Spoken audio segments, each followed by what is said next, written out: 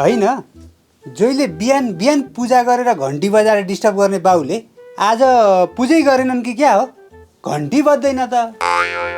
ओहो बा सुते जस्तो छ, उठाएर पूजा गर्न लाउनु पर्यो।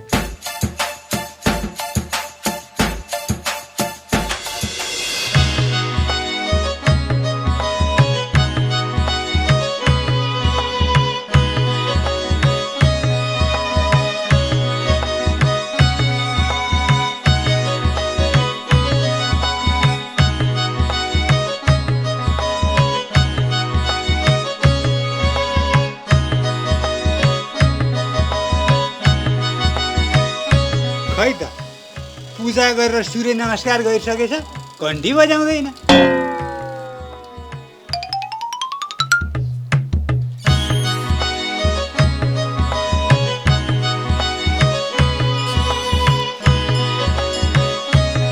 ए बाउ घन्टी बजाउनु पर्दैन? फेरि घन्टी बजायो यसले। 21 गतेसम्म घन्टी बजाउने होइन। ला यो त सूर्यलाई नमस्कार गर। सूर्य नमस्कार लु भो बाउ, 21 गतेसम्म सूर्यतिर नफर्किने निर्णय गरेँ मैले। बरु घन्टी छोपेर तपाईँलाई नमस्कार गरिन्छ, यो सूर्य नमस्कार चाहिँ गरिँदैन। पूजा गरेर सूर्यलाई नमस्कार गर्ने परम्परा छोडेर घन्टीलाई नमस्कार गर्छु भन्छ यो। ए त्यो घन्टी त्यही राख। ए घन्टी नबजा भने सुन्दैन, घन्टी त्यही राख। घन्टी नबजा भने मान्दैन यो केटो। के तालको मान्छे रहेछ? होइन ऊ कता हिँडेको? मेरो पूजाको काम सकिसक्यो, खाजा पाकेन? आज म भ्याउँदिनँ आफू पकाएर खानु। ऊ त वन समितिमा नयाँ ह्याकमा आउनुभएछ, 4वटा बिरुवा रोप्नु छ मकै। हे भगवान्, कसलाई के भन्नु? मलाई माफ गरिदिनु साई सूर्यनारायण। माटोको महत्त्व कति हुन्छ भन्ने कुरा मान्छेलाई के थाहा, बरु तिमीलाई थाहा हुन्छ। एकचोटि माटो भन त। माटो कस्तो लुगा फोहोर बनाउनु भएको घरमा धुनी मान्छे छ भनेर होला होइन? हे भगवान्, हिजो मात्रै धोको लुगा के बनाएको होला? माटै माटो। फेरि कता लान लागेको त्यो मेरो माटोको सुगन्धले भरिएको लुगा?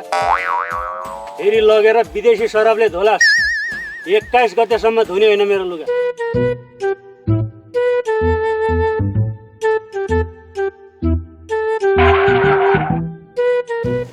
आज म उहाँ उमेरद्वार दर्ता गर्न जाँदैछु।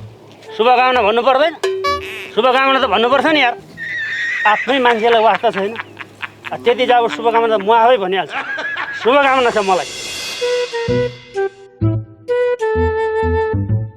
यो संसारमा चाहिने भनेकै रुख हो। मान्छे कुरा बुझ्दैनन्।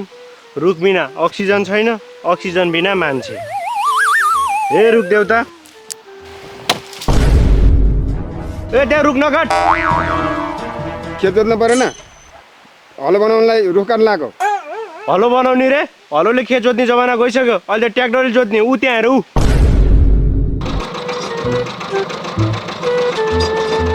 राजाको पालादेखि हलोले जोति आएको खेत जोत्छु नि म अहिले ट्र्याक्टरले। म त हलोले जोत्ने हो। ए रुख नकाट। वनको समितिको हाकिम नयाँ आइसक्यो, कडा छ अरे। तँलाई लगेर जाग्ला नि फेरि। मेरो वर्जा दाङदुङ गर्छ। हेर म रमाउनेहरूलाई उज्यालोको महत्त्व के थाहा? आफू उज्यालो हुनुपर्छ। आफू उज्यालो भएपछि जगतै उज्यालो हुन्छ। जय उज्यालो।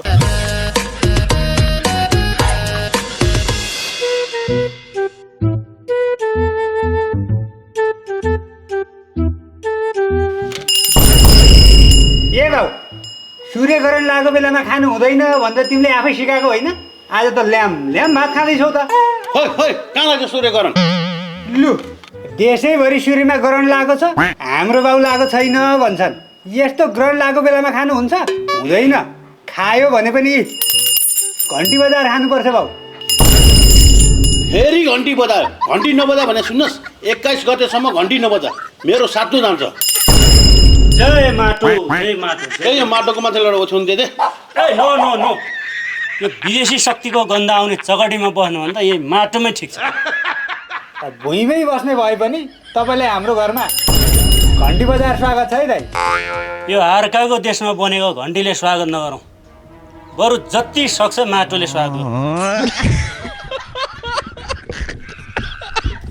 अचेल त जता गयो माटै बोलेको सुन्छ। अब बिहानै उठ्यो खोरभित्र कुखुराले माटो माटो माटो भनिरहेको हुन्छ।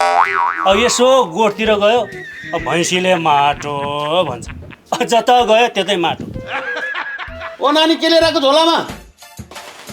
आटो लिएर आएको काका आटो। ऊ सुन्यो माटो ल्याएको रे। जता गयो माटै माटो।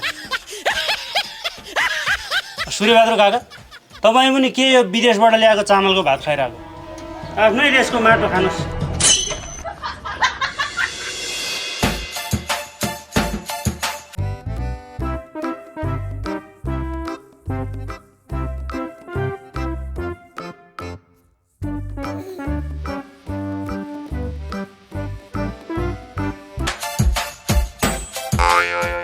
वर्दा ओ वर्दा यस्तो चगमन्न घाम लागेको बेला दिउँसै बत्ती बालेर सुत्ने?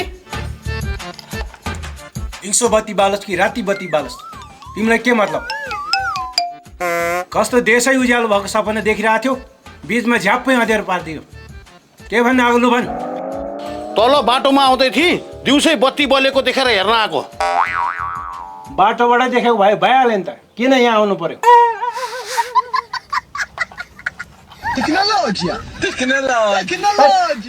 बत्ती बाल्नु त ठिक छ, सूर्यलाई नै चुनौती दिने गरी बत्ती बाल्न भएन नि। के तालको मान्छे रहेछ?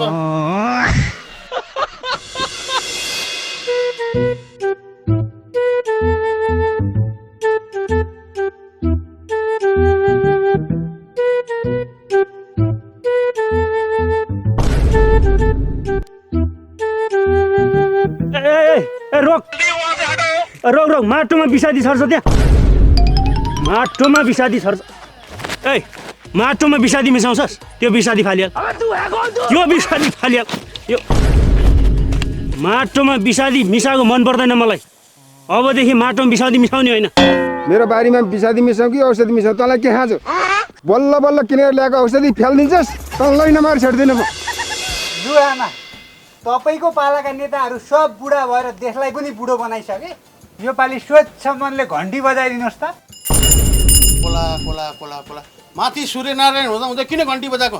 लामा यसपालि भोट चाहिँ सूर्यले हालिदिनुहोस् है। सूर्य मात्र भएर भएन, सूर्यले पोल्न सक्छ।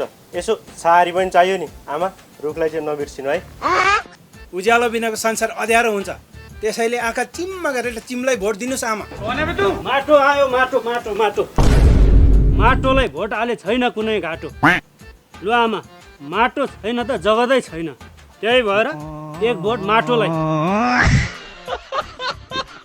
गाउँभरिको सबै मान्छेहरू चुनावमा उठिसकेपछि भोट हाल्ने भने तपाईँ मात्रै आमा, मैले त हाल्न मिल्दैन। बाबु मैले तिम्रो भविष्यको लागि भोट हाल्नुपर्ने, अब कता भोट हाल्न चाहिँ ठिक पर्ला त?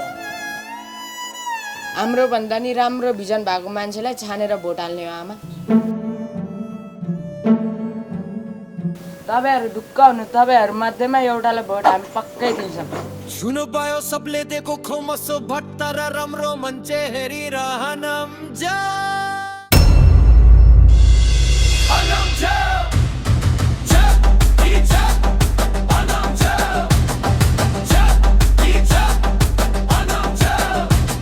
सुन पायो